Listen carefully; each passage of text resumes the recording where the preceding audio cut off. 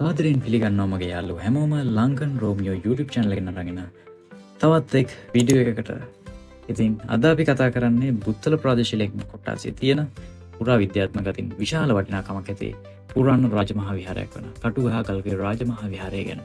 බුත්තල බඩල්කුමර පාරේ බඩල්කුමරතර කිලෝමීටර් 5ක් විතර එනකොට මේ බෝඩ් එක ගාවින් දකුණු අත පැත්තට මීටර 500ක් විතර ගියාම මෙම රාජමහා විහාරය අපිට හම්බ වෙනවා. මෙම විහාරයේ ඉතිහාසය ක්‍රිස්තු වර්ෂ මුල් භාගයේ දක්වා තිබ යන බවට විශ්වාස කරනවා.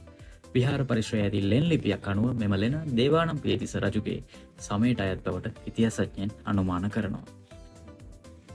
විහාරයේ ඇති ප්‍රධාන ගල් ලෙන අඩි 300ක් පමණ දිගින් සහ අඩි 50ක් පමණ පළලින් යුක්ත වෙනවා. මේ යටතේම ප්‍රතිමා ගෘහය සහ සංඝාවාසය යන දෙකම පිහිටා තිබීම දුර්ලභ ලක්ෂණයක්. මේ කටුගහකල්ගේ රාජමහා විහාරය වසර 2300කට ආසන්න කාලයක් රහතන් වහන්සේලා, භික්ෂුන් වහන්සේලා සහ තාපසවරුන් විසින් භාවිතා කරන ලද භාවනායෝගී ස්ථානයක් ලෙස ඉතා වැදගත් වෙනවා. මේ 2002 වසරේ සිට රජයේ ගැසට් නිවේදනයක් මගින් පුරාවිද්‍යා ආරක්ෂිත ස්මාරකයක් ලෙස ප්‍රකාශයට පත් කරලා තියෙනවා. බුත්තල කටුගහකල්ගේ විහාරය ශ්‍රී ලංකාවේ ඉතිහාසයේ ඉතාමත්ම වැදගත් චරිත දෙකක් වන වලගම්බා රජු සහ දුඩුගැමුණු රජුගේ දසමහායෝධයන්ගෙන් කෙනෙක් වන තේරපුත්තාභය හා සම්බන්ධ ජනප්‍රවාද කීපයක් සමග දැඩි ලෙස බැඳී පවතිනවා.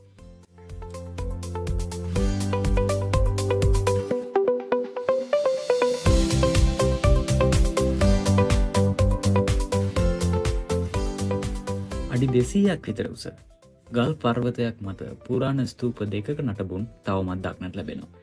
ඉන් එක් ස්තූපයක් උඩින් නව ස්තූපයක් තනලා තියෙන අතර අනෙක් ස්තූපෙන් නටබුන් තවමත් එහි මුල් ස්වභාවයෙන්ම අපිට දැක ගන්න පුළුවන්. මේවා අනුරාධපුර යුගයට අයත් ඇයි විශ්වාස කරනවා. මේ ඔබ දකින්නේ ස්තූපය.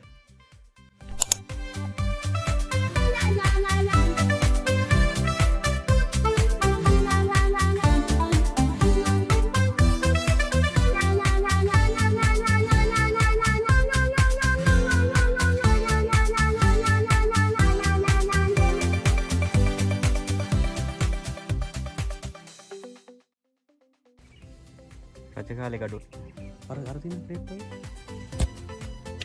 මේ චෛත්‍යයක් තියෙන්නේ.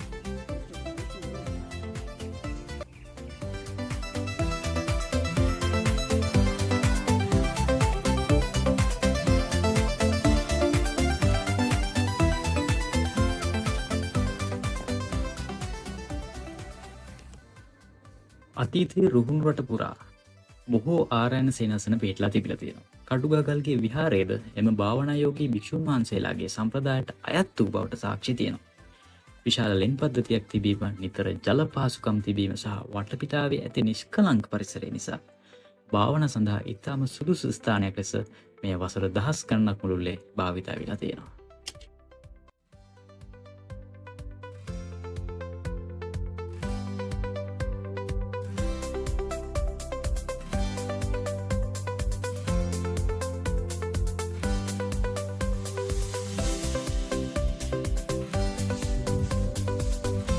අවුකද යර ගල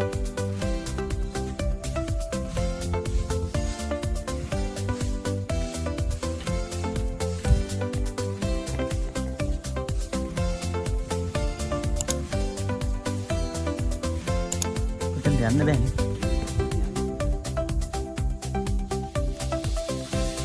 ඔතන නගින්න නැත්තේ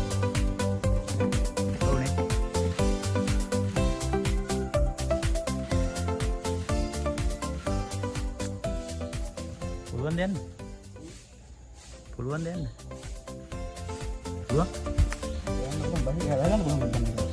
පයින්න තමයි තියෙන්නේ. ඔය තියෙන්නේ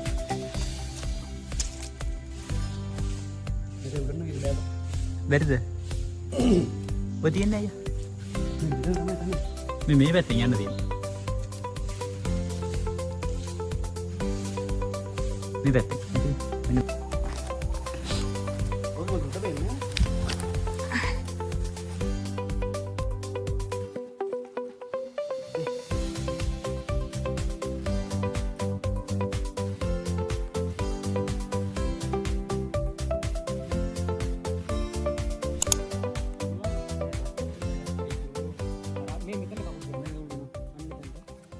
අනිත් එක මෙතෙන්ට ගියා. මෙතෙන් යනවා මේක.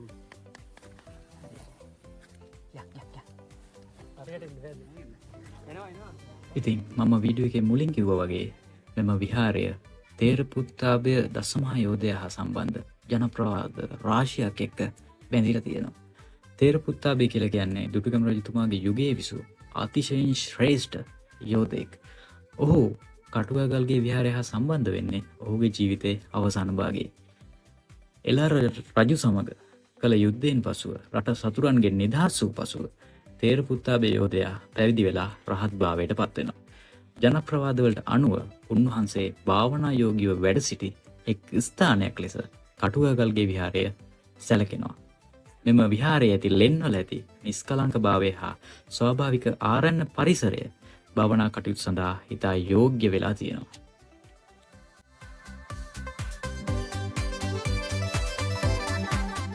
මෙම විහාරයේ තියෙන මෙම විශාල ලෙන් පද්ධතිය හේතුව දුටුගැමුණු රජතුමාගේ සමය සහ ඉන් පසු යුගවලදී රහත් වූ භික්ෂූන් වහන්සේලා කිහිප නමක්ම මෙම ස්ථානයේ වැඩ සිටි බවට විශ්වාසයක් තියෙනවා.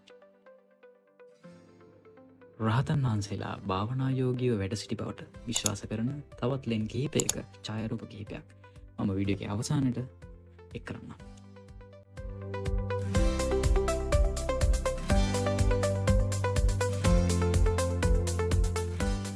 ඉතින් මේ වගේ තවත් වටිනා වීඩියෝ එකකින් නැවත හමු වෙනතුරු ඔබට ජයම වේවා. channel එක subscribe කරන්නත් අමතක කරන්න එපා.